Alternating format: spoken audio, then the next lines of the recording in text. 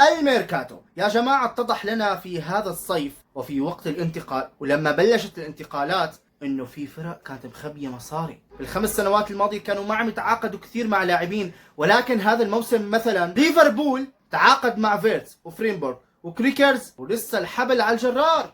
شو هذا ليفربول؟ من اين لك هذا؟ خليها على الله.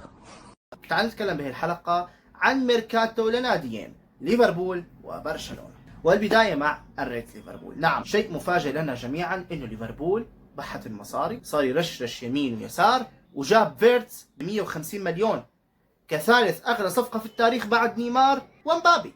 والفكرة المهمة بليفربول لازم نحن نستوعبها، انه ليفربول الان ما عاد الفريق يلي والله بده يسد مراكز، انه والله انا ناقصني ظهير ايمن يلا بجيب ظهير ايمن بديل، او انا والله ناقصني ارتكاز فبجيب بداله. لا لا ابدا، اختلف هذا الكلام تماما. الان ليفربول بدا بمشروع التطوير، انه انا حققت النجاحات مع يورجن كلوب واتبعتها مع ارني سلوت، وكنت قريب جدا من اني احقق نجاحات اكبر من اني احقق بس لقب واحد.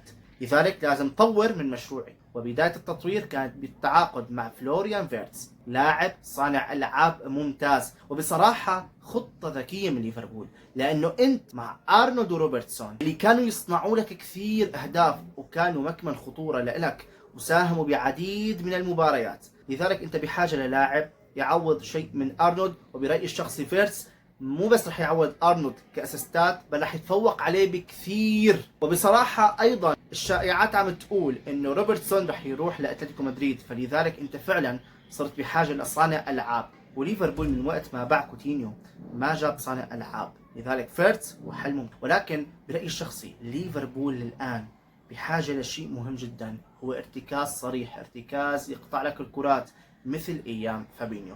وايضا الشائعات عم تقول انه هو والله عم يركز على راس حربه، واخر الاخبار عم تقول انه هو راح يدفع كاش لنيوكاسل ليحصل على ايزاك.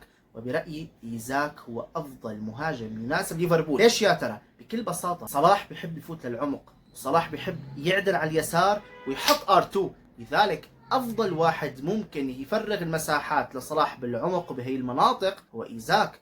لاعب متحرر ويلعب على الأجنحة بشكل كثير رائع، فيك تحطه جناح عادي على فكرة. ومين بتذكر معي أيام فيرمينو؟ يا أخي فيرمينو كان يتفاهم مع صلاح بطريقة رهيبة جدا، لذلك إيزاك هو حل من حلول الهجوم بالنسبة لليفربول. وآخر شيء لازم أحكيه، قلب دفاع. بما أنك بعت كوانسا، أنت بحاجة الآن لقلب دفاع صريح، لقلب دفاع قليل الأخطاء. والصراحة لحد هلا ما سمعت ولا خبر عن قلب دفاع صريح ممكن ياخذ ليفربول. هذا كان الكلام عن ليفربول. تعالوا نحكي عن برشلونة. تعاقدوا مع خوان غارسيا من اسبانيول. شوف هذا التعاقد جميل،